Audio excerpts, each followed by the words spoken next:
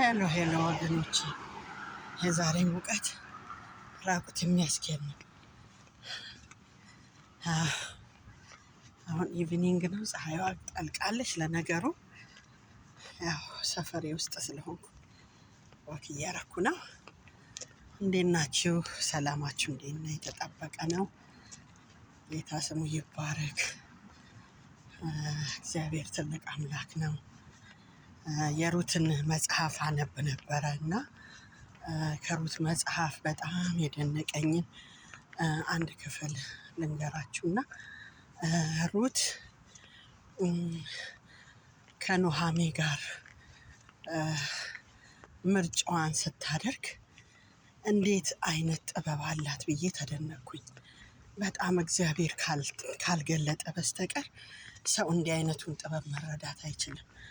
ምክንያቱም ኑሃሜን እኔ በቃ ከዚህ በኋላ ልጅ በወልድ እንኳ አላደርስላችሁም፣ ስለዚህ እንደው እንደ ጓደኛሽ ብትሄጂ ብላ እንትን ገፍታት ነበር። ግን የሚደንቀው የእግዚአብሔር ዓላማ ያለባት ሩት በፍጹም አልለይሽም፣ አምላክሽ አምላኬ ሕዝብሽ ሕዝቤ ይሆናል ብላ ቃል ገብታ ከኑሃሜን ጋር ማለት ነው በምትሞቺበት እሞታለሁ ብላ አለች። ግርም አለኝ በጣም ያ ክፍል። በምትሞቺበት እኔም እሞታለሁ ብላ ቃል ስትገባ እናያለን። እንዲህ አይነት ቃል እንደው ወገኖቼ እንደ ሰውኛ ሰው ለሰው የሚገባው ቃል ይኖር ይሆን? ለእኔ በጣም ደንቆኛል። እና እሷ ግን እንዴት የታደለች አማች ናት! ይሄ ውሳኔዋ የእግዚአብሔርን ሐሳብ በቃ የእግዚአብሔርን ሐሳብ ድሮ አደረገው፣ በቃ አመጣው። የእግዚአብሔርን ሐሳብ፣ የእግዚአብሔርን ዓላማ፣ የእግዚአብሔርን የዘላለም ፍቅር። አይገርማችሁም? እግዚአብሔር ድንቅ አምላክ ነው። አላሳፈራትም ያመነችው አምላክ፣ አልጣላትም ያመነችው አምላክ።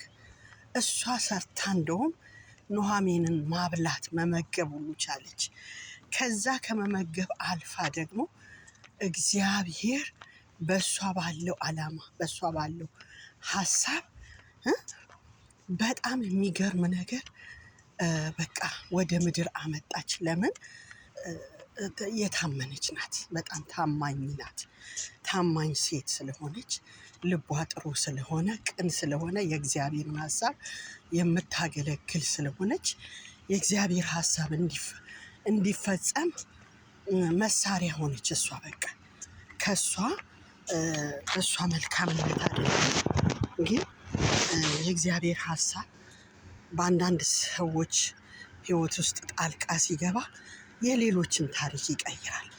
እና የኑሃሜ ታሪክ በሩት የጨከነ ውሳኔ፣ በሩት የጨከነ ዓላማ የኑሃሜ ታሪክ ተቀየረ። ጌታ ስሙ ይባረክ። እንደ እግዚአብሔር ያለ ማንም የለም። ጌታ ድንቅ ነገር አደረገ። እኔ በጣም ይገርመኛል እሱ ሳስብ ማለት ነው። በጣም ደነቀኝ ለእኔ። ለምን? የእግዚአብሔርን ሐሳብ የሚያመጡ ሰዎች አሉ። በቃ አንዳንድ ጊዜ የእግዚአብሔርን ሐሳብ፣ የእግዚአብሔርን ዓላማ፣ የልቡን መሻት የሚያስፈጽሙ ሰዎች አሉ። ሰው ሁሉ ሰው ስለሆነ አይደለም የእግዚአብሔርን ሐሳብ የሚያገለግል፣ ግን የእግዚአብሔር ጆርኒ የሚፈጸምባቸው ሰዎች አሉ እና ታሪክን የሚቀይሩ፣ የሰውን እንቆቅልሽ፣ የሰውን ያልተፈታ ጥያቄ በእነሱ ውስጥ አድርጎ እግዚአብሔር የሚፈታው እና በጣም ደነቀኝ። የሩትን ታሪክ እያነበብኩኝ የኑሃሜ ዘመናትን ያስቆጠረ ያ ጥያቄዋ፣ ያ ተስፋ አስቆርጧት ኑሃሜ አትበሉኝ፣ እኔ ኑሃሜ አትበሉኝ ብላ በቃ እግዚአብሔር አስመርሮኛል ብላ ያለች ሴት የእሷ ታሪክ እንዲቀየርበት ሆነ። በጣም የሚገርም ነው እና ጌታ ስሙ ይባረክ። እንደዚህ አይነት ታሪኮችን ማንበብ እጅግ በጣም ደስ ይለኛል። እጅግ በጣም ልቤ ይነካል በእንደዚህ አይነት ታሪክ እና ምክንያቱም የሚያስተምረን ነገር አለ። ለእግዚአብሔር መጨከንን እንማራለን። ለእግዚአብሔር ዓላማ ራስን መስጠትን እንማራለን። እስከ ሞት ድረስ መታመንን እንማራለን። እና እግዚአብሔር ስሙ እየተባረከ ይሁን። በዚህ በሩትና በኑኃሚን ታሪክ ውስጥ እግዚአብሔር እጅግ ትልቅ ነገር ለእኔ አስቀርቶልኛል እና ለእናንተም ሼር ላርጋችሁ ብዬ ነውና እግዚአብሔር ይመስገን። በመጨረሻ ሩት የክርስቶስ የዘር ግንድ ውስጥ ገባች። አይገርምም? የጨከኑ ሰዎች ወደ መልካም ነገር፣ ወደ ጠንካራ፣ ወደ በቃ መልካም ውጤት ወዳለው ነገር ውስጥ ይገባሉ። ብቻቸውን አይገቡም፣ ብዙዎችንም ይዘው ይገባሉ። ስለዚህ እግዚአብሔርን ልናመሰግን ይገባል በዚህ ነገር እና እኔ ለራሴ በጣም በቃ በዛ ታሪክ እጅግ በጣም ደስ ብሎኛል። እናንተም ይህንን ቃል ሼር አድርጉ ለሌላ ሰውም፣ ለአንድ ሰው የተስፋ መጠንከር የእግዚአብሔርን ሀሳብ የመጠበቅ ነገር በውስጡ ሊያሳድር ስለሚችል እግዚአብሔር መልካም አምላክ ነው። ወክ እያረኩ ከእናንተ ጋር ይሄን ልካፈል ብዬ ነው። አሁን ወደ ሰፈሬ እየቀረብኩ ነው። ያው በሰፈሬ ውስጥ ነው ወክ እያረኩ ያለሁት። ትንሽ ለሰውነቴ ዌይት ትንሽ ልጣል ብዬ ነው እና በርቱ።